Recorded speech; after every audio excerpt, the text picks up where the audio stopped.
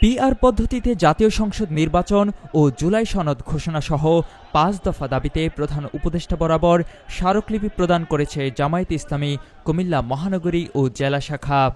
কেন্দ্রীয় কর্মসূচির অংশ হিসেবে ১২ অক্টোবর রবিবার কুমিল্লা জেলা প্রশাসকের কার্যালয়ে স্মারকলিপি প্রদান করেন তারা। জেলা প্রশাসকের পক্ষে অতিরিক্ত জেলা ম্যাজিস্ট্রেট মোহাম্মদ জাফর সাদিক চৌধুরী এই স্মারকলিপি গ্রহণ করেন।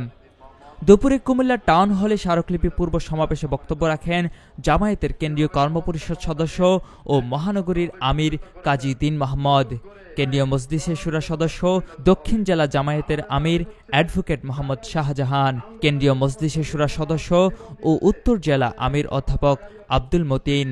সমাবেশে জামায়াত নেতৃবৃন্দ পিআর পদ্ধতিতে জাতীয় সংসদ নির্বাচন, জুলাই সনদের রাষ্ট্রীয় স্বীকৃতি, জাতীয় সংসদ নির্বাচনে লেভেল প্লেইং ফিল্ড তৈরি ও খুনি ফ্যাসিস্টদের বিচার নিশ্চিত করার দাবি করেন।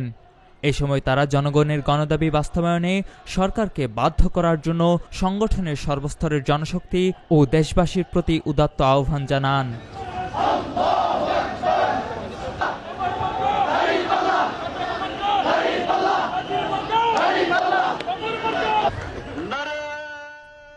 কুমিল্লার কাগজ নিউজ ডেস্ক।